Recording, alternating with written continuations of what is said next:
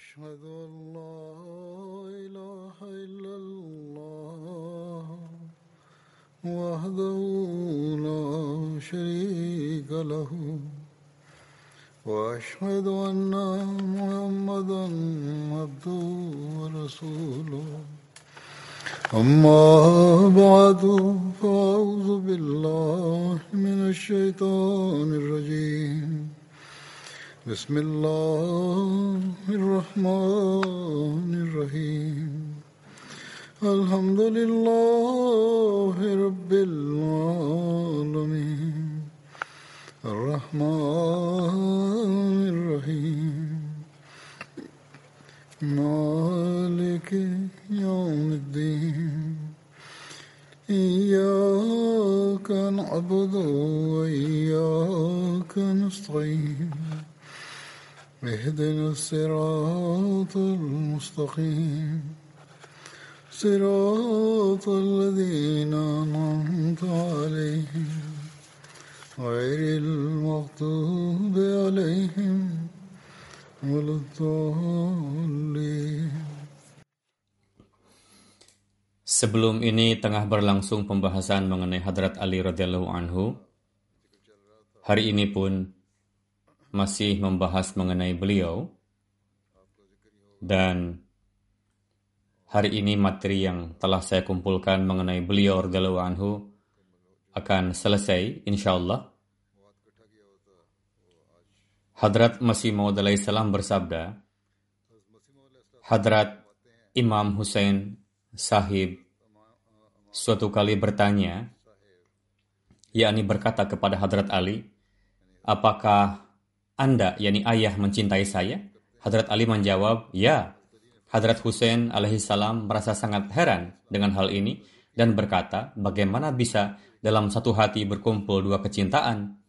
Kemudian Hadrat Imam Hussein alaihi salam berkata, pada waktu bertempur Anda mencintai siapa?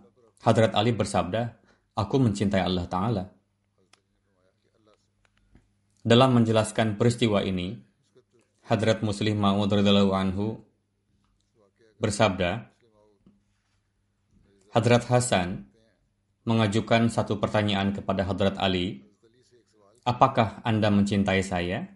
Hadrat Ali menjawab, ya. Hadrat Hasan kemudian bertanya lagi, apakah ayah juga mencintai Allah Ta'ala? Hadrat Ali bersabda, ya. Hadrat Hasan berkata, jika begitu, maka Anda telah melakukan suatu corak syirik. Yang dikatakan syirik adalah menyekutukan sesuatu dengan Allah Ta'ala dalam kecintaan kepadanya. Hadrat Ali bersabda, wahai Hasan, saya tidak melakukan syirik. Saya memang mencintai engkau, namun ketika kecintaan kepada engkau bertabrakan dengan kecintaan kepada Allah Ta'ala, maka segera saya akan meninggalkan kecintaan kepadamu.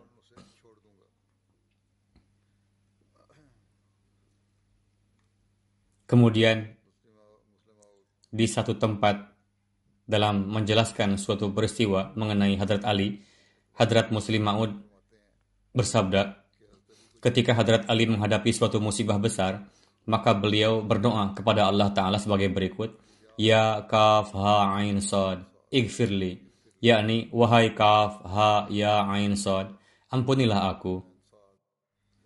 Menurut satu riwayat dari Ummi Hadi, Rasulullah SAW bersabda, menjelaskan makna dari huruf-huruf muqata'at tersebut bahwa kaf mewakili sifat kafi, ha mewakili sifat hadi, dan ain mewakili sifat alim atau alim, dan sad mewakili sifat sadik.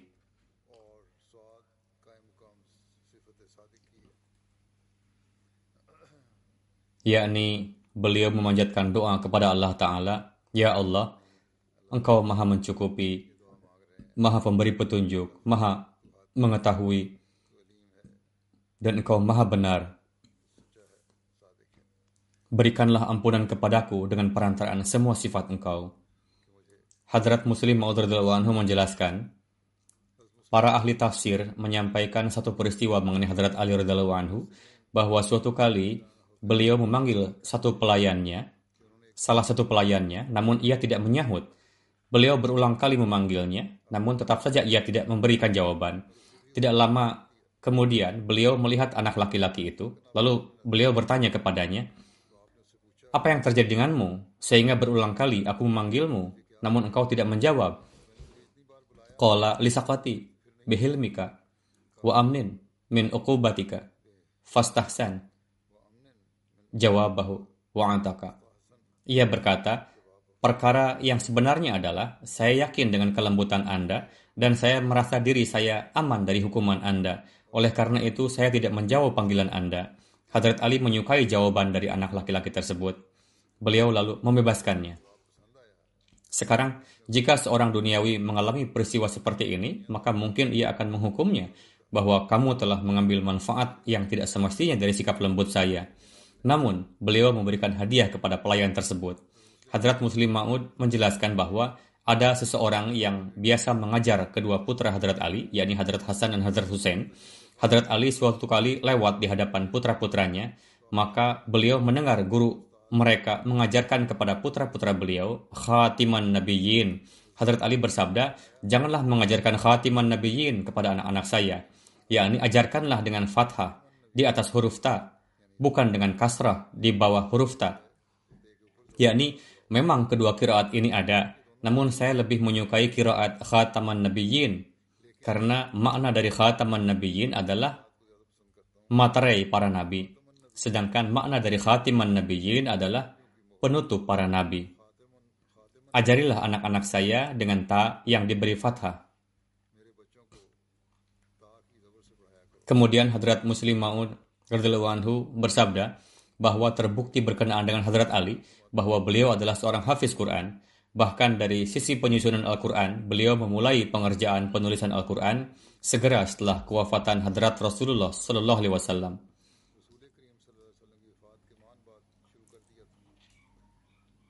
Pada satu tempat, Hadrat Muslim Maud bersabda, seorang sahabat mengundang makan Hadrat Rasulullah Sallallahu Alaihi Wasallam. Beberapa sahabat juga diundang, termasuk di dalamnya Hadrat Ali juga. Usia Hadrat Ali saat itu relatif masih muda. Oleh karena itu, terfikir oleh beberapa sahabat untuk mencandai beliau. Mereka memakan kurma dan mengumpulkan bijinya di hadapan Hadrat Ali.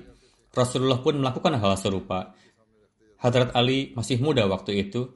Beliau sibuk makan dan tidak melihat ke arah tersebut. Ketika beliau melihat, di hadapan beliau terdapat gundukan biji kurma. Para sahabat mengatakan dengan bercanda, kamu telah memakan semua kurma rupanya. Lihatlah, semua biji ada di depanmu. Hadrat Ali juga memiliki sifat humoris. Jika beliau bertabiat cepat naik darah, maka beliau akan melawan para sahabat tersebut dan mengatakan, Anda telah menuduh saya, atau Anda telah berburuk sangka kepada saya. Namun Hadrat Ali faham bahwa ini adalah candaan terhadap beliau. Hadrat Ali berpikir bahwa sekarang adalah keunggulan saya untuk menjawab mereka dengan candaan juga. Hadrat Ali lalu bersabda, bijinya pun dimakan oleh Anda semua. Tapi saya menyisihkan biji-bijinya, yakni Anda semua memakan kurma dengan biji-bijinya, namun saya menyisihkan biji-bijinya, dan buktinya adalah adanya gundukan biji kurma di depan saya. Candaan ini menjadi berbalik kepada para sahabat. Di satu tempat dalam menjelaskan mengenai Hadrat Ali radhiyallahu anhu, Hadrat Muslim Maud radhiyallahu anhu bersabda, terdapat di dalam hadis-hadis bahwa suatu kali ketika Rasulullah SAW menilawatkan Al-Quran, Hadrat Ali membenarkan bacaan beliau, yakni memperbaiki bacaan Rasulullah yang terlupa. Setelah selesai salat, Rasulullah bersabda kepada Hadrat Ali, ini bukanlah tugas engkau, saya telah menetapkan orang lain untuk mengingatkan kekeliruan. Yakni ketika Rasulullah menilawatkan Al-Quran Karim dalam salat, mungkin ada yang terlupa. Lalu Hadrat Ali mengingatkan. Maka Hadrat Rasulullah bersabda, saya telah menetapkan orang lain untuk tugas ini. Kamu tidak perlu melakukannya. Padahal Hadrat Ali pun sangat alim. Hadrat Muslim Maud radhiyallahu anhu di tempat lain bersabda, di dalam Al-Quran terdapat perintah bahwa jika kalian ingin meminta pendapat kepada Rasulullah, maka pertama-tama berikanlah sedekah. Sebelum turunnya perintah ini, Hadrat Ali tidak pernah meminta suatu pendapat dari Hadrat Rasulullah SAW. Namun ketika perintah ini turun, maka Hadrat Ali datang ke hadapan Rasulullah dan memberikan sejumlah uang sebagai sedekah, lalu berkata, saya ingin meminta beberapa masukan pendapat. Hadrat Rasulullah mengajak ke tempat terpisah dan berbincang dengan Hadrat Ali. Seorang sahabat bertanya kepada Hadrat Ali, Anda berkonsultasi mengenai masalah apa dengan Rasulullah? Hadrat Ali menjawab, tidak ada hal khusus yang membutuhkan konsultasi, namun saya ingin mengamalkan perintah Al-Quran ini. Inilah cara para sahabat. Di satu tempat terdapat juga riwayat semacam ini, bahwa ada seorang sahabat pergi ke rumah orang-orang, karena dalam Al-Quran terdapat perintah bahwa jika seorang pemilik rumah mengatakan kepadamu, kembalilah, maka kembalilah kamu. Sahabat itu mengatakan, saya beberapa kali berusaha, bahkan terkadang setiap hari berusaha untuk paling tidak pergi ke rumah seseorang supaya ia mengatakan kepada saya, pulanglah. Dan saya akan pulang dengan senang hati, sehingga perintah Al-Quran Karim ini bisa tergenapi. Namun keinginan saya ini tidak pernah terpenuhi, karena ada seorang tuan rumah pun. Tidak ada seorang tuan rumah pun yang mengatakan kepada saya untuk pulang. Di masa sekarang ini, jika kita mengatakan kepada seseorang bahwa kami sedang sibuk, pulanglah, atau sedang tidak bisa bertemu, maka ia akan marah. Namun, inilah ketakwaan para sahabat, yakni mereka berusaha untuk mengamalkan setiap perintah Al-Quran Karim. Hadrat Muslim Maud radhiyallahu anhu menuturkan, suatu kali Rasulullah meminta candah dari para sahabat untuk suatu tujuan. Hadrat Ali pergi keluar. Beliau memotong rumput dan menjualnya, lalu uang yang didapatkan beliau berikan untuk candah. Hadrat Khalifatul Masih Ar-Rabi rahimahullah di satu tempat, sepertinya dalam satu daras beliau, menjelaskan mengenai satu peristiwa. Beliau rahimahullah bersabda, suatu kali Hadrat Allamah Ubaidullah Sahib Bismil, seorang ulama Syiah yang berkedudukan tinggi, seorang yang suci dan memiliki kedalaman serta keluasan ilmu. Ketika beliau menjadi Ahmadi, setelah itu tidak hanya pada masa Hadrat Masih Maud alaihi salam saja, bahkan hingga terjadinya partisi, dan setelah partisi pun beberapa buku beliau masih diajarkan di madrasah-madrasah Syiah. Karena saya ingat, ketika saya masih di Waqfi Jadid, seorang kawan Syiah datang kepada saya untuk berbincang. Setelah perbincangan tersebut, beliau merasa puas, dan dengan karunia Allah Ta'ala, beliau bai'at menjadi Ahmadi. Setelah keputusan tersebut, beliau mengatakan bahwa saya tidak memberitahukan Anda sebelumnya bahwa saya adalah seorang ulama Syiah. Saya tidak ingat kedudukan beliau. Hadrat Khalifatul Masih Ar-Rabi mengatakan, saya tidak ingat kedudukan beliau, namun beliau berasal dari satu kampung di Sheikhupura atau satu kampung di Faisalabad. Beliau mengatakan, saya memiliki kedudukan ini dalam Syiah dan seorang ulama, yakni Hadrat Khalifatul Masih Ar-Rabi rahimahullah mengatakan mengenai orang yang bai'at ini bahwa beliau adalah seorang ulama Syiah dan berasal dari Sheikhupura.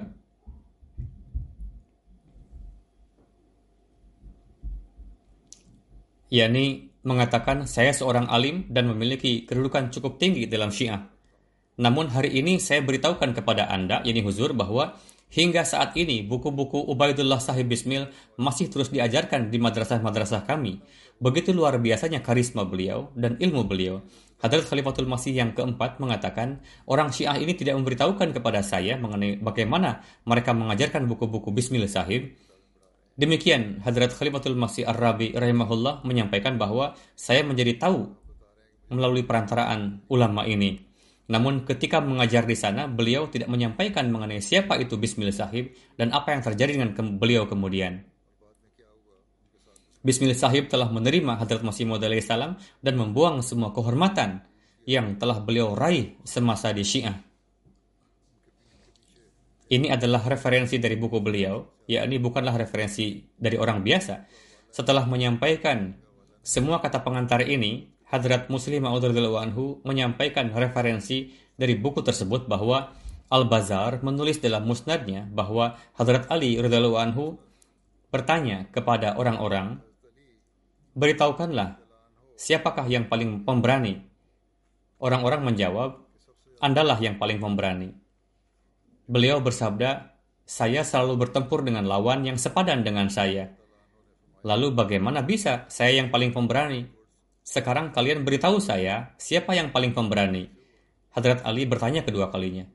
Bismil Sahib telah menulis ini di dalam bukunya dengan merujuk dari sebuah buku. Orang-orang mengatakan bahwa, Yang mulia, kami tidak mengetahui. Sebutkanlah oleh Tuan.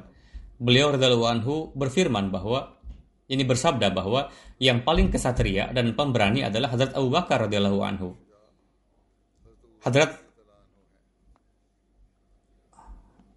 Beliau radhiyallahu anhu telah menyampaikan, yakni Hadrat Ali telah bersabda bahwa yang paling kesatria dan pemberani adalah Hadrat Abu Bakar radhiyallahu anhu. Dengarlah, ketika perang Badar, kami membuat satu tempat bernaung bagi Rasulullah SAW. Saat itu kami berunding bersama tentang siapakah yang akan berada di dalamnya bersama Rasulullah, supaya jangan sampai ada orang musyrik yang menyerang Rasulullah SAW. Demi Tuhan, saat itu tidak ada satupun di antara kami yang bersedia maju, hingga seketika Hadrat Abu Bakar Siddiq radhiyallahu anhu datang berdiri di samping Rasulullah SAW, seraya membawa pedang terhunus. Dan kemudian tidak ada seorang musyrik pun yang sanggup berani datang ke dekat beliau. Andaikan ada seseorang yang tetap juga memberanikan diri melakukan hal demikian, maka Hadrat Abu Bakar akan segera menebasnya. Oleh karena itu, Hadrat Abu Bakarlah yang paling kesatria, yakni ini adalah yang Hadrat Ali telah sabdakan. Hadrat Ali karramahullahu wajhah bersabda bahwa ada satu kesempatan peristiwa di mana orang-orang musyrik menangkap Rasulullah dan mereka berusaha menyeret-nyeret beliau dan mengatakan bahwa engkaulah orang yang mengatakan bahwa Tuhan itu Esa. Demi Tuhan, saat itu tidak ada seorang pun yang berani untuk melawan orang-orang musyrik. Hadrat Ali bersabda, demi Tuhan, tidak ada seorang pun yang berani untuk melawan orang musyrik pada saat itu. Namun Hadrat Abu Bakar Siddiq radhiyallahu anhu maju ke muka dan memukul mundur orang-orang musyrik dan menyingkirkan mereka, seraya terus mengatakan bahwa sangat disesali bahwa kalian tengah berlaku aniaya kepada sosok insan yang menyatakan bahwa Tuhan saya adalah Allah semata. Setelah mengatakan demikian, Hadrat Ali mengangkat selendang beliau seraya menyelimutkannya di hadapan wajah beliau, di mana beliau sedemikian rupa menangis tersedu-sedu sehingga janggut beliau pun menjadi basah, dan beliau bersabda, semoga Allah Ta'ala memberikan petunjuk kepada kalian. Wahai manusia, katakanlah, apakah mukmin yang berasal dari keluarga Fir'aun lah yang baik, ataukah Abu Bakar radhiyallahu anhu yang baik? Orang-orang dari keluarga Fir'aun yang telah beriman, mereka tidaklah sedemikian rupa telah mengorbankan jiwanya kepada sosok Nabi mereka, sebagaimana yang telah Abu Bakar radhiyallahu anhu lakukan. Setelah mendengar demikian, orang-orang pun terdiam, maka Hadrat Ali bersabda bahwa, wahai segenap manusia, mengapa kalian tidak menjawab? Demi Tuhan, sesaat di masa Abu Bakar adalah lebih baik daripada ribuan waktu orang mukmin keluarga Fir'aun, dan bahkan lebih dari itu. Hal ini karena mereka dahulu senantiasa menyembunyikan keyakinan mereka, sementara Abu Bakar telah menyatakan keimanan beliau secara luas. Hadrat Muslim Maud radhiyallahu anhu menjelaskan bahwa Rasul Karim sallallahu alaihi wasallam telah memberikan nasihat kepada Hadrat Ali, di mana beliau bersabda, wahai Ali, apabila melalui tablik engkau seseorang saja telah beriman, maka hal ini akan lebih baik bagi engkau daripada kambing dan domba gembalaan engkau yang berjalan di antara dua buah gunung seraya membawa hasil pangan yang sangat berat, dan engkau bersuka cita melihatnya. Ummul Mukminin Hadrat Ummi Salamah menjelaskan, saya memberikan kesaksian bahwa saya telah mendengar Rasulullah bersabda bahwa siapa saja yang mencintai Ali, maka sesungguhnya ia mencintaiku, dan siapa yang mencintaiku, maka sesungguhnya ia mencintai Allah, dan siapa saja yang menaruh kebencian kepada Ali, maka sesungguhnya ia menaruh kebencian kepadaku, dan siapa saja yang menaruh kebencian kepadaku, maka sesungguhnya ia menaruh kebencian kepada Allah Ta'ala. Hadrat Zar menjelaskan bahwa Hadrat Ali telah bersabda, demi zat yang telah menumbuhkan biji-bijian dan telah meniupkan serta menghidupkan ruh. Sesungguhnya Nabi Ummi sallallahu alaihi wasallam telah berjanji demikian kepada saya bahwa hanya orang mukminlah yang akan mencintai saya dan hanya orang munafiklah yang akan membenci saya. Hadrat Ali menjelaskan bahwa Rasulullah telah memanggil saya dan bersabda, bahwa permisalan engkau adalah seperti Hadrat Isa, di mana orang-orang Yahudi telah sedemikian rupa membenci beliau, telah melontarkan tuduhan kepada ibu beliau. Sementara orang-orang Kristen karena kecintaan mereka, yakni kecintaan mereka kepada Isa alaihissalam, telah sedemikian rupa besarnya, di mana mereka telah memberikan kepada beliau kedudukan yang sebenarnya, bukanlah kedudukan beliau. Kemudian Hazrat Ali bersabda, ketahuilah mengenai diri saya, terdapat dua macam manusia yang kelak akan binasa. Pertama adalah mereka yang karena sedemikian larut kecintaannya, mereka memberikan saya kedudukan yang bukanlah kedudukan saya. Dan kedua adalah orang yang akan menaruh kebencian kepada saya, dan karena sikap permusuhannya akan mereka melontarkan tuduhan-tuduhannya kepada saya. Hazrat Ali berkenaan dengan harta rampasan, yakni harta ghanimah yang didapatkan tanpa berperang dengan musuh. Dalam membagikan harta tersebut, beliau biasa menempuh cara yang dilakukan Hazrat Abu Bakar radhiyallahu anhu. Kapanpun datang harta demikian kepada beliau, maka beliau membagikan seluruh harta tersebut dan beliau tidak menyisakan sedikit pun darinya kecuali harta yang tertinggal dari pembagian yang dilakukan pada hari tersebut. Beliau radhiyallahu anhu senantiasa bersabda bahwa, wahai dunia, pergilah engkau dan tipulah orang lain selain aku. Dari harta rampasan, beliau tidaklah mengambilnya untuk diri sendiri dan tidaklah beliau memberikan sedikit pun darinya untuk para sahabat karib beliau. Beliau memberikan kedudukan gubernur, pejabat tinggi, atau kedudukan lainnya hanyalah kepada orang-orang yang memegang amanat. Tatkala beliau mendengar ada berita seorang pejabat yang berlaku khianat, maka beliau menuliskan ayat berikut dan mengirimkannya kepadanya. Qad ja'atkum mau'izatum mir rabbikum. Sesungguhnya telah datang kepada engkau nasihat dari Tuhan engkau. Dan awful mikyala wal mizana bil qist wala tabkhasun nasa asya'ahum wala ta'thaw fil ardi mufsidin. Baqiyatullahi khairul lakum in kuntum mu'minin wa ma ana 'alaikum bihafiz. Sempurnakanlah ukuran dan timbangan dengan adil, dan janganlah memberi barang-barang orang lain selain menguranginya. Setelah menguranginya, dan janganlah menyebarkan kekisruhan seraya berlaku kerusakan di muka bumi.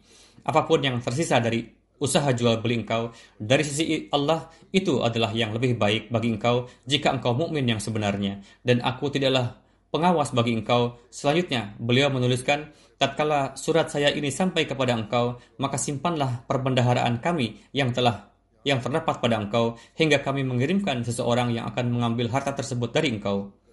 Kemudian beliau radhiyallahu anhu seraya menengadahkan pandangan ke langit, beliau bersabda, wahai Allah, sesungguhnya engkau mengetahui bahwa saya tidaklah telah memberikan perintah kepada mereka untuk berlaku aniaya kepada makhluk engkau dan untuk meninggalkan hak engkau. Abjar bin Jarmuz meriwayatkan dari ayahnya bahwa beliau berkata, saya telah melihat Hazrat Ali bin Abi Thalib keluar menuju Kufah dan beliau mengenakan 2 buah kain kitri. Kitar adalah nama sebuah desa di Bahrain di mana selendang-selendang bercorak garis merah dibuat di sana, yang mana satu kain beliau lipat sebagai penutup bagian wajah beliau, bagian bawah, dan kain kedua beliau letakkan di bagian atas beliau. Beliau menutup bagian bawah beliau hingga setengah betis beliau. Saat itu beliau berjalan kaki di pasar seraya menggenggam bungkusan dan terus menyerukan kepada khalayak untuk bertakwa kepada Allah Ta'ala, berkata jujur, mengadakan jual beli dengan sebaik-baiknya, dan menyempurnakan ukuran dan timbangan. Diriwayatkan dari Majma' Taimiyah bahwa ada satu kesempatan di mana Hazrat Ali membagi-bagikan di antara umat Islam keseluruhan harta apa saja yang terdapat di Baitul Mal. Kemudian beliau memerintahkan untuk memberikan tanda di tempat tersebut. Lalu beliau menunaikan salat dengan harapan agar di hari kiamat kelak ia akan memberikan persaksian untuk beliau. Hadrat Muslim radhiyallahu anhu di satu tempat bersabda seraya menyebut perihal Hadrat Ali bahwa Hadrat Masih Maud alaihi salam pada tanggal 7 Desember tahun 1892 telah menjelaskan satu ru'ya beliau bahwa betapa mengherankan apa yang aku lihat, bahwa aku telah menjadi Hadrat Ali karramahullahu wajhah, yakni dalam pemandangan mimpi saya seolah meyakini bahwa akulah dia. Karena di antara keajaiban-keajaiban mimpi, salah satu di antaranya juga adalah bahwa di beberapa kesempatan seseorang meyakini dirinya sebagai orang lain. Jadi, saat itu aku meyakini bahwa aku adalah Ali Murtada radhiyallahu anhu. Dan saat itu terjadi suatu keadaan di mana satu golongan Khawarij melawanku dan tengah berupaya merintangi khilafatku. Yakni kelompok itu ingin untuk menghalangi perkara khilafatku, dan saat itu tengah berjalan suatu permainan fitnah. Maka saat itu aku melihat bahwa Rasulullah SAW di dekatku, dan beliau bersabda kepadaku dengan segenap kelemah lembutan dan kasih sayang bahwa, wahai Ali, menghindarlah dari mereka, dari pesuruh-pesuruh mereka, dan dari tanah pertanian mereka, serta tinggalkanlah mereka dan berpalinglah dari mereka. Maka Hadrat Masih Maud alaihissalam Maka saya, yakni Hadrat Masih Maud alaihissalam, mendapatkan bahwa pada masa fitnah tersebut, yang mulia Rasulullah SAW menasihatiku untuk bersabar dan menekankanku untuk menghindarkan diri, serta bersabda bahwa engkaulah yang berada di atas kebenaran. Namun, tidak berbicara dengan orang-orang tersebut adalah lebih baik. Hadrat Muslim Maud menjelaskan bahwa Hadrat Ali radhiyallahu anhu telah mengambil alih segala sesuatu milik para laskar Khawarij. Senjata serta tunggangan-tunggangan perang memang telah dibagi-bagikan kepada orang-orang, namun barang-barang para budak laki-laki dan perempuan telah dikembalikan ke negerinya masing-masing sesampainya di Kufah. Kemudian dari satu rujukan lain, Hadrat Muslim Maud menjelaskan bahwa dibandingkan dengan masa Hadrat Abu Bakar, masa Hadrat Umar adalah lebih jauh dari zaman Rasul Karim SAW. Demikianlah juga keadaan Hadrat Utsman dan Hadrat Ali. Memang kedudukan beliau adalah berada di bawah para khalifah sebelum beliau. Namun peristiwa-peristiwa yang telah terjadi di masa beliau tidaklah berpengaruh lebih signifikan dibandingkan pengaruh jauhnya masa kekhalifahan beliau dengan zaman Rasul Karim Sallallahu Alaihi Wasallam. Karena di masa Hadrat Abu Bakar dan Hadrat Umar, kebanyakan yang ada di masa tersebut adalah mereka yang telah mengenyam kehidupan bersama Rasulullah Sallallahu Alaihi Wasallam. Namun setelah mereka, orang-orang selain mereka telah banyak mengambil peranan. Maka dari itu, tatkala seseorang bertanya kepada Hadrat Ali bahwa di masa kekhalifahan Hadrat Abu Bakar dan di masa kekhalifahan Hadrat Umar tidaklah terjadi fitnah dan kekisruhan yang sedemikian rupa sebagaimana yang tengah terjadi pada masa Tuhan, maka Hadrat Ali menjawab, hal sebenarnya adalah orang-orang yang saat itu ada di bawah Hadrat Abu Bakar dan Hadrat Umar adalah orang-orang seperti saya. Dan orang-orang yang kini ada di bawah saya adalah orang-orang seperti engkau. Kemudian di satu tempat lain, Hadrat Muslim Maud bersabda, seraya menjelaskan satu peristiwa bahwa ada seseorang di masa tersebut, tatkala terjadi peperangan antara Hadrat Ali dan Muawiyah, yang datang kepada Hadrat Abdullah bin Umar, seraya berkata, mengapa engkau tidak ikut serta di pertempuran-pertempuran di masa Hadrat Ali? Padahal di dalam Al-Quran Karim secara jelas tertera bahwa waqatiluhum hatta la takuna fitnah. Maka beliau menjawab bahwa Rasulullah memang telah bersabda tentang ini. Beliau lalu menjawab bahwa kita telah melaksanakan perintah ini di masa Rasul Karim SAW tatkala Islam saat itu sangatlah kecil dan umat muslim saat itu tengah berada di dalam ujian karena keyakinan mereka, yakni tatkala mereka sampai terbunuh, dirundung musibah, hingga Islam pun menjadi telah tersebar, maka kemudian tidak ada seorang pun kini yang ditimpa ujian. Yakni apabila dahulu terjadi peperangan-peperangan, maka itu adalah untuk menggantikan agama dan untuk melawan orang-orang yang ingin menggantikan agama mereka. Yakni di sini sekarang agama telah berdiri, Islam telah menjadi kokoh, dan tidak ada lagi perselisihan tentang keyakinan-keyakinan. Memang terdapat perselisihan dalam pendapat masing-masing. Oleh sebab inilah, saya tidak ikut di dalam peperangan-peperangan. Walhasil, ini adalah pendapat beliau sendiri saat itu. Hadrat Muslim Maud menjelaskan, tatkala Raja Romawi mengetahui adanya pertempuran antara Hadrat Ali dan Hadrat Muawiyah, dan berkeinginan untuk menyerang negeri-negeri Islam, maka Hadrat Muawiyah menulis kepadanya, berhati-hatilah, janganlah Anda tertipu dengan perselisihan yang tengah terjadi di antara kami. Jika Anda menyerang, maka komandan pertama dari pihak Hadrat Ali yang akan berangkat untuk melawan engkau adalah saya. Mengenai rinciannya, secara lebih terperinci pun, beliau telah menjelaskan sebagai berikut. Saat itu ada satu masa tatkala Raja Romawi melihat adanya pertikaian antara Hadrat Ali dan Hadrat Muawiyah, di mana ia pun menginginkan agar ia mengirimkan satu laskar untuk menyerang umat Islam. Saat itu, kedigdayaan kemaharajaan Romawi adalah sebagaimana negara Amerika Serikat saat ini.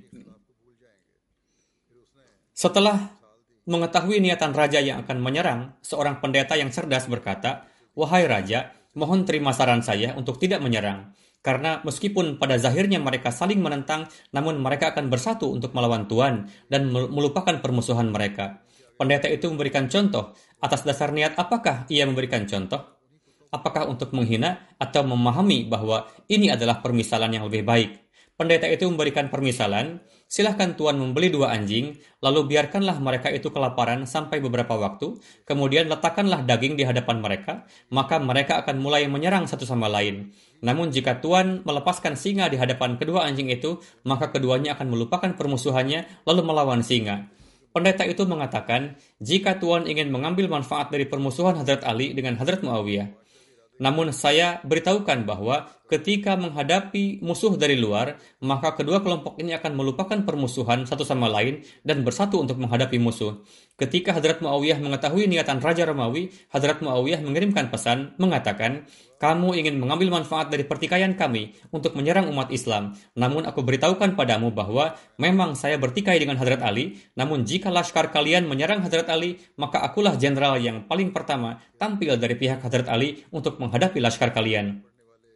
Hadrat Ibnu Abbas meriwayatkan, Hadrat Umar bersabda, "Qori terbaik di antara kami adalah Ubay bin Ka'ab, dan pemberi keputusan terbaik dari antara kami adalah Ali." Hadrat Ummi Atiyah meriwayatkan, Rasulullah SAW mengirimkan satu laskar yang di dalamnya terdapat Hadrat Ali. Saya mendengar Rasulullah bersabda, "Ya Tuhan, janganlah berikan kematian padaku sebelum Engkau memperlihatkan Ali padaku."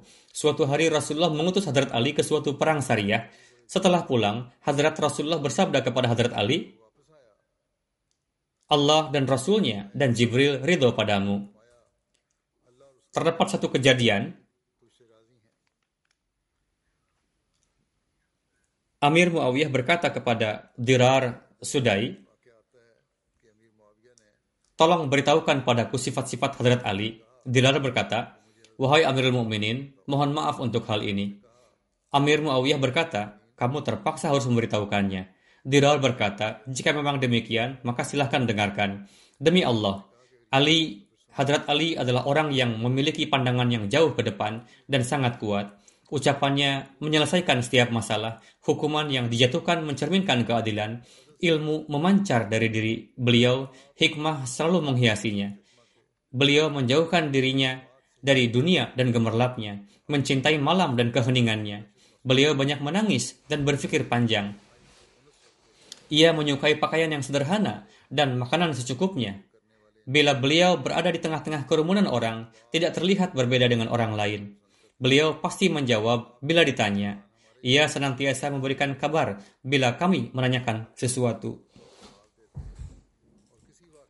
Demi Allah, walaupun beliau senantiasa mendekatkan dirinya kepada para sahabat atau berada di dekat dengan mereka, maka para sahabat segan berbicara dengan beliau. Keseganan itu muncul dari wibawa yang dimiliki beliau. Beliau senantiasa menghormati orang-orang saleh dan dekat dengan orang-orang miskin. Orang kaya tidak akan memanfaatkannya dalam kebatilan, sebagaimana orang lemah tidak pernah berputus asa akan keadilan beliau. Demi Allah, dalam beberapa kesempatan saya melihat ketika malam berlalu dan bintang mulai berkurang, beliau memegang janggut lalu merintih layaknya orang yang digigit ular berbisa dan menangis seperti orang yang berduka dan berkata, "Wahai dunia, pergilah engkau, kelabui saja orang lain selain aku dengan gemerlapmu. Janganlah buang-buang waktu untuk menjerumuskanku, karena aku tidak akan tertarik. Apa yang engkau inginkan tidak akan pernah terwujud, tidak akan pernah. Aku telah memberikan 3 talak padamu, yang setelahnya tidak akan ada rujuk lagi, karena umurmu sedikit dan tidak nyata." Hadrat Ali tengah mengatakan sesuatu kepada dunia dalam bahasa tamsil. Perbekalan tinggal sedikit, perjalanan masih panjang, dan jalan mengerikan.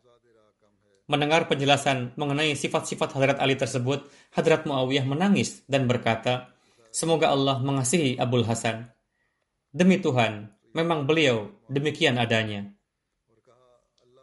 Wahai Dirar, bagaimana kesedihanmu ketika wafatnya Hadrat Ali? Dirar berkata, "Kesedihanku seperti kesedihan seorang ibu yang anaknya disembelih dalam pelukannya." keputusan pengadilan yang diberikan Hadrat Ali sangat masyhur. Saya akan sampaikan beberapa di antaranya. Hadrat Muslim Maud bersabda, satu kisah yang terjadi pada zaman Hadrat Ali sebagaimana ditulis oleh Tibri, dikisahkan, sejak permulaan Islam, kehati-hatian seperti itu selalu diamalkan. Kisahnya sebagai berikut. Adal bin Utsman meriwayatkan, Hadrat Muslim Maud menulis seluruh kalimat bahasa Arabnya, namun saat ini akan saya tinggalkan tulisan bahasa Arabnya, insya Allah akan dicantumkan pada edisi cetakan lengkap khutbah nantinya. Saya akan sampaikan terjemahannya saja. Saya melihat Hadrat Ali tengah bermukim di luar Hamdan. Pada saat itu beliau melihat dua kelompok yang sedang berselisih, lalu beliau mendamaikannya. Namun belum saja beliau pergi jauh, terdengar oleh beliau suara seseorang yang mengatakan, tolonglah kemari, demi Tuhan. Lalu beliau berlari ke arah suara itu hingga terdengar suara terompah beliau sambil terus mengatakan, bantuan datang, bantuan datang. Ketika beliau sampai di tempat itu, beliau melihat ada pria yang sedang menyerang seseorang. Ketika melihat Hadrat Ali datang, orang itu berkata, wahai Amirul Mukminin, saya telah menjual kain kepadanya senilai 9 dirham dengan syarat dirham yang dibayarkan jangan meragukan dan jangan terpotong. Dan ia menyetujui syarat tersebut. Namun ketika ia memberikan dirhamnya kepada saya, sebagiannya ada yang terpotong, yakni yang rusak. Ketika saya datang untuk mengembalikannya, orang ini malah mengingkarinya.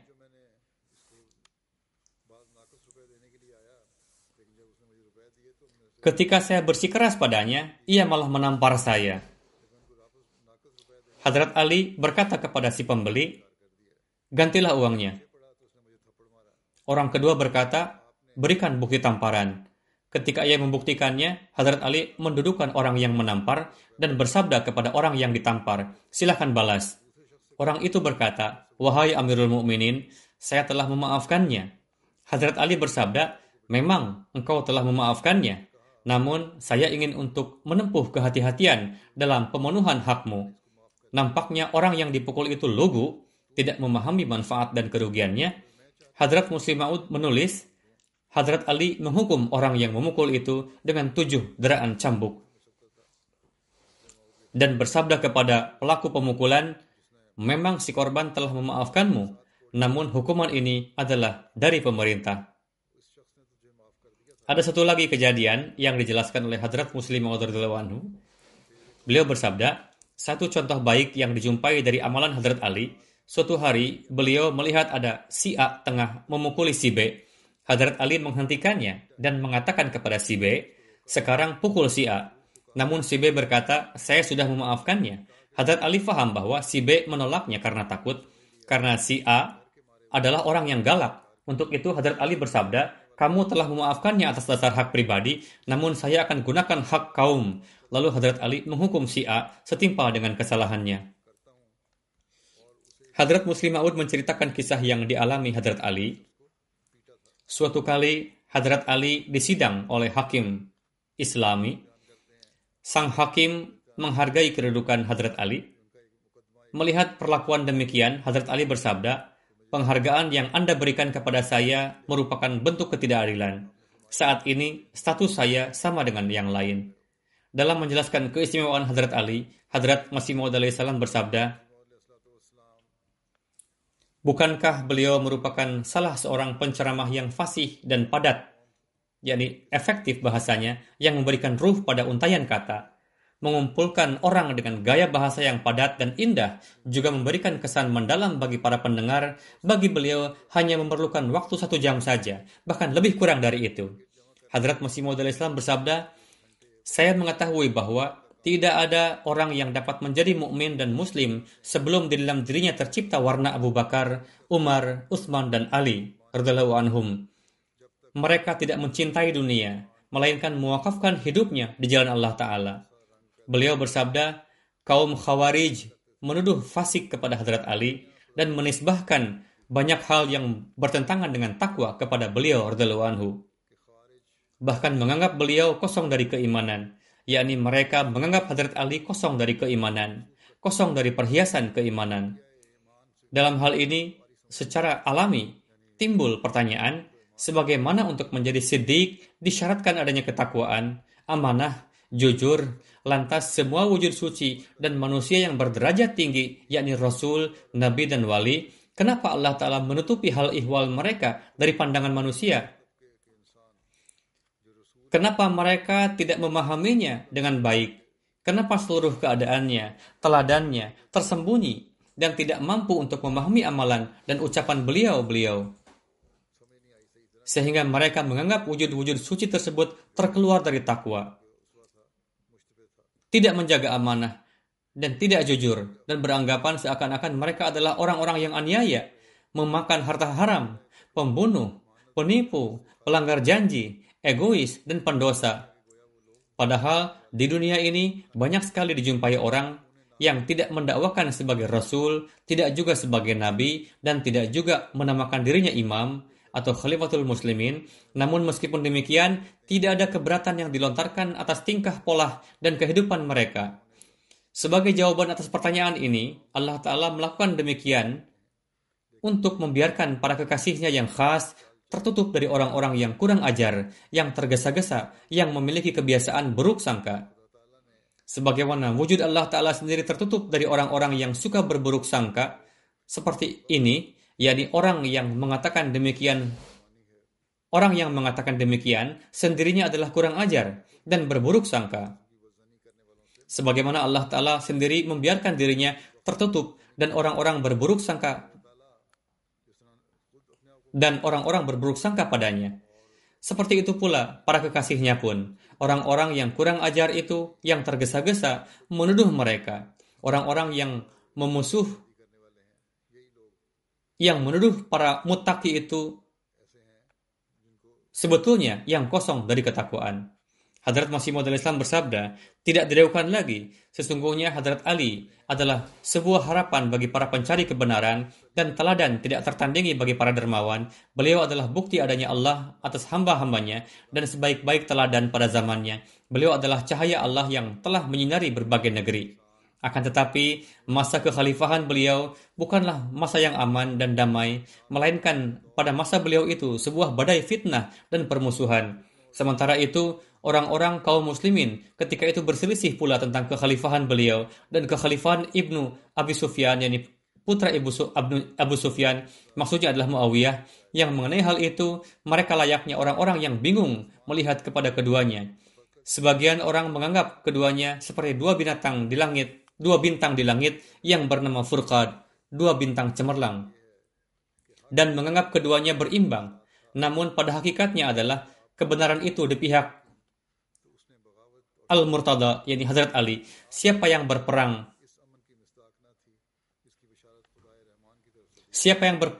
melawan beliau, maka mereka ialah pemberontak dan pelampaui batas. Namun masa kekhalifahan beliau tidaklah menggenapi masa damai sebagaimana yang dikabarsukakan oleh Allah Ta'ala, melainkan Hazrat Ali Murtada mendapatkan perlakuan aniaya dari para penentang, dan masa kekhalifahan beliau sedemikian rupa diuji dengan berbagai kefasadan. Karunia Allah Ta'ala yang sangat besar tercurah kepada beliau, namun seumur hidup beliau diliputi dengan kepiluan dan duka cita. Beliau tidak mampu untuk menyebarkan agama dan merajam syaitan seperti yang telah dilakukan oleh para khulafa terdahulu. Bahkan beliau tidak mendapatkan waktu untuk itu, disebabkan karena menghadapi cacian dari kaum beliau. Beliau diluputkan dari berbagai iradah dan harapan. Mereka tidak menyatu untuk menolong beliau, melainkan untuk berbuat aniaya kepada beliau. Mereka tidak berhenti dari melakukan kezaliman, bahkan mengganggu dan menghambat beliau. Namun beliau bersikap sabar dan termasuk orang-orang yang saleh. Namun tidaklah mungkin kita menetapkan masa kekhalifahan beliau sebagai penggenapan kabar suka ayat istikhlaf tersebut, karena masa kekhalifahan beliau merupakan masa yang penuh dengan kekacauan, pembangkangan, dan kerugian. Hadrat Masih Maud Islam bersabda, akidah ini adalah sangat penting bahwa Hadrat Siddiq Akbar radhiyallahu anhu, Hadrat Faruqi Umar, Hadrat Zunnurain Utsman, dan Hadrat Ali Murtada radhiyallahu anhum semuanya adalah benar-benar amin atau terpercaya. Dalam menjelaskan berkenaan dengan maqam dan kedudukan Hadrat Ali, bahwa beliau adalah seorang yang sangat bertakwa dan sangat suci batinnya, serta termasuk dari antara orang-orang yang sangat dicintai Allah Ta'ala yang Maha Rahman.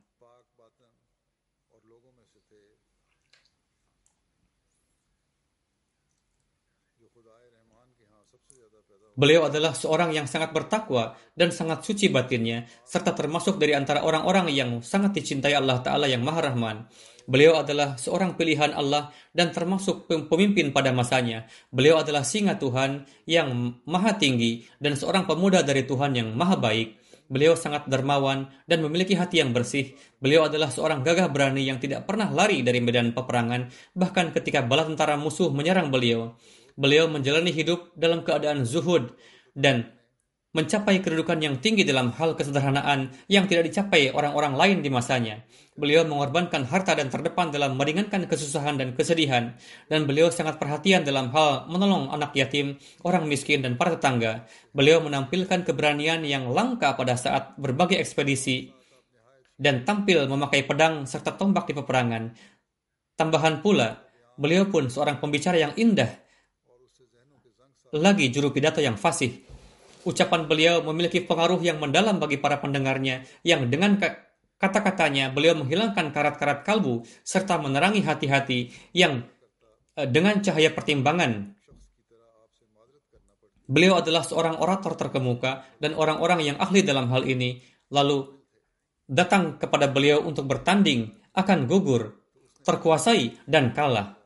Setiap sifat kebaikan beliau selalu terdepan dan pandai dalam fasahat dan balagat. Orang yang menolong terhadap keunggulannya ini sama dengan menampilkan cara yang tidak tahu malu. Beliau gemar menganjurkan untuk menghilangkan kesedihan orang-orang yang tidak berdaya dan juga menginstruksikan untuk memberi makan kepada mereka yang patut untuk diberi namun menahan diri, maupun kepada mereka yang meminta dengan mendesak-desak. Beliau termasuk hamba-hamba yang dekat dengan Allah Ta'ala, dan di samping itu, beliau termasuk yang unggul dan terdepan yang dalam hal meminum susu dari gelas. Al-Furqan. Beliau meraih pemahaman yang ajaib dalam memahami kehalusan Al-Quran. Saya pernah berjumpa dengannya dalam kasyaf, yakni dalam keadaan terjaga, bukan tidur. Dalam keadaan demikian, Hadrat Ali memberikan saya sebuah kitab tafsir terhadap kitab Tuhan yang maha gaib dan bersabda, ini adalah tafsir saya, dan sekarang ini saya berikan kepada Anda. Selamat, karena Anda telah diberikan anugerah ini. Saya lalu menjulurkan tangan dan menerima kitab tafsirnya. Saya pun bersyukur kepada Allah Ta'ala yang maha pemilik kekuasaan dan maha menganugerahkan. Saya mendapatinya sebagai seorang berperawakan seimbang, berbudi pekerti lurus, sopan santun, rendah hati, berseri-seri dan bercahaya. Saya bersumpah, sesungguhnya Hadrat Ali menjumpai saya dengan penuh kecintaan dan keramahan. Dilekatkan dalam benak saya bahwa beliau mengenali saya dan mengetahui akidah saya. Beliau juga mengetahui hal-hal yang saya berbeda pandangan dengan kaum Syiah dalam akidah dan keyakinan. Namun beliau tidak memperlihatkan suatu ketidaksukaan atau ketidaksetujuan. Tidak juga beliau berpaling dari saya. Justru beliau menemui saya dan mencintai saya, layaknya kekasih yang tulus, dan mengungkapkan kecintaannya itu bagaikan seorang sahabat yang sejati dan tulus. Beliau ditemani oleh Hadrat Husain, bahkan Hadrat Hasan dan Hadrat Husain, serta Sayyidur Rasul, Khatamun Nabiyyin, beserta mereka seorang wanita yang cantik, berderajat tinggi kesalehannya, terhormat, diberkati, suci, agung dan dimuliakan. Mutu tinggi batiniah dan lahiriah beliau mengandung cahaya rohani. Saya mendapati beliau tengah penuh dengan kesedihan, tapi selalu beliau sembunyikan. Disampaikan ke dalam hati saya bahwa beliau adalah Fatimah Zahra. Saya tengah berbaring ketika Hadrat Fatimah mendekati saya, lalu beliau duduk di dekat saya. Beliau meletakkan kepala saya di atas paha beliau dan memperlihatkan kasih sayang. Saya melihat beliau merasa sedih dan cemas disebabkan oleh berbagai permasalahan yang tengah saya alami. Beliau merasa iba dan risau laksana para ibu yang gelisah atas penderitaan anaknya. Sebagian gair melontarkan keberatan atas hal ini dengan mengatakan, coba lihat betapa kelirunya meletakkan kepala di atas paha Hadrat Fatimah. Padahal di sini diberikan permisalan ibu dan seluruh sifat yang diterangkan sebelumnya jika dibaca dengan seksama dan melihat bahwa Hadrat Fatimah memberikan perlakuan kasih sayang kepada beliau layaknya seorang ibu. Dengan merenungkan hal itu, keberatan tadi akan hilang. Namun karena mereka berpikiran kotor, untuk itu selalu melontarkan keberatan seperti itu. Lebih lanjut bersabda, betapa pengasihnya Hadrat Fatimah kepada saya, sebagaimana seorang ibu bersikap pengasih kepada anaknya. Saya lalu diberitahu bahwasanya hubungan saya dengan beliau, yakni Hadrat Fatimah, ialah dalam pandangan seperti salah seorang anaknya secara ruhani. terbetik di dalam benak saya bahwa kesedihan beliau merupakan isyarat pada suatu kezaliman yang akan saya alami dari bangsa saya sendiri, penduduk negeri ini, dan pihak-pihak yang memusuhi. Artinya, Hadrat Fatimah bersedih setelah mengetahui bahwa anaknya akan terpaksa mengalami kezaliman ini. Kemudian datanglah Hadrat Hasan dan Hussein mendekat. Keduanya memperlihatkan rasa cinta layaknya saudara dan mendatangiku bak dua orang pelipur lara. Itu berupa suatu kasyaf dalam keadaan terjaga dan suatu momen yang sudah berlalu. Dan saya memiliki hubungan yang halus dengan Ali dan Al-Husain dan tidak ada yang mengetahui rahasia ini kecuali Allah, Rabb, dua arah di timur dan dua arah di barat. Dan sesungguhnya saya mencintai Ali dan kedua putranya, Hasan dan Husain. Karena itu, siapa yang memusuhi beliau, saya pun memusuhinya. Bersamaan dengan itu, saya bukan termasuk orang-orang yang zalim dan berbuat tanpa pemikiran aniaya. Saya tidak mungkin memalingkan muka dari apa-apa yang telah Allah bukakan kepada saya, dan saya bukan termasuk orang-orang yang melampaui batas. Jika kalian tidak menerima, maka amalanku adalah bagiku, sedangkan amalanmu adalah bagimu. Allah Ta'ala pasti akan memberikan keputusan antara kita dan dia. Adalah yang terbaik di antara para pemberi keputusan. Bahasan mengenai Hadrat Ali berakhir sampai di sini. Insya Allah nanti akan berlanjut pada topik berikutnya. Saat ini saya pun akan menyampaikan satu pengumuman, yakni insya Allah Ta'ala setelah salat Jumat nanti, saya akan meresmikan satu channel yang akan mengudara 24 jam. Channel TV tersebut bernama MTA Ghana, telah berdiri Wahab Adam Studio di Ghana pada tahun 2017. Nama tersebut diambil dari nama mantan Amir dan Missionary in Charge yang bernama almarhum Abdul Wahab Adam. Adapun 60% program channel MTA Afrika saat ini diproduksi di studio tersebut. Pada studio tersebut terdapat 17 karyawan full-time, 60 lebih tenaga sukarelawan yang telah mendapat pendidikan dalam berbagai bidang. Wahab Adam Studio adalah salah satu di antara studio tercanggih di Ghana. Di dalamnya terdapat banyak fasilitas terbaik, berbagai lembaga media dan penyiaran mengirimkan personilnya ke studio ini untuk mendapatkan pendidikan dan pengalaman kerja. Studio ini telah menayangkan banyak sekali program siaran langsung, di antaranya adalah perlombaan tilawat Al-Quran pertama di Afrika, juga termasuk program-program Ramadan Mubarak.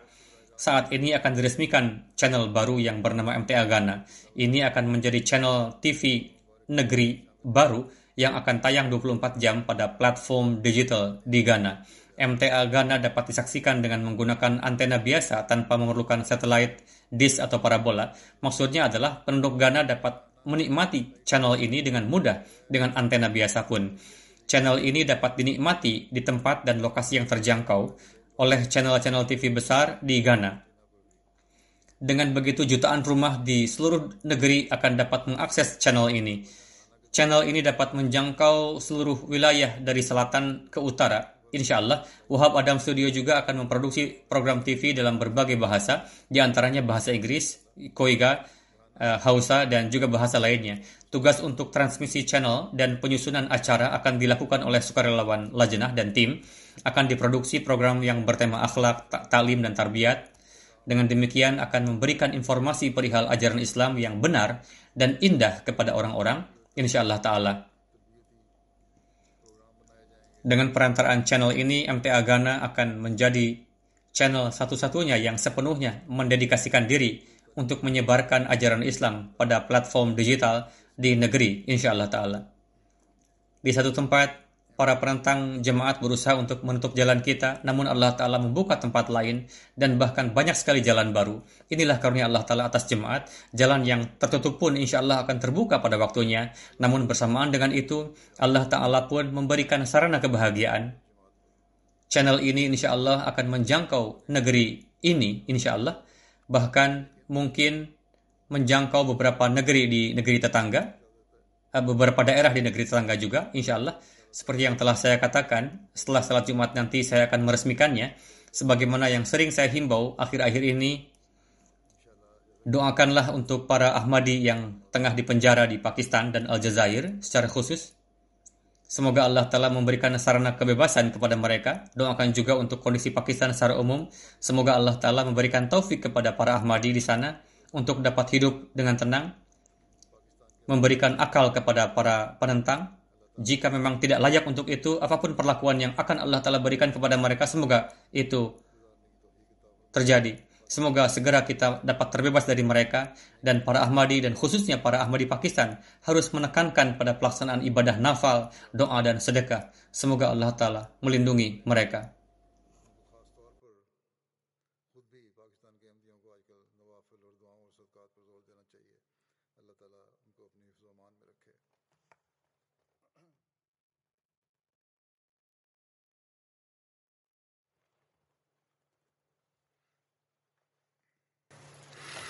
الحمد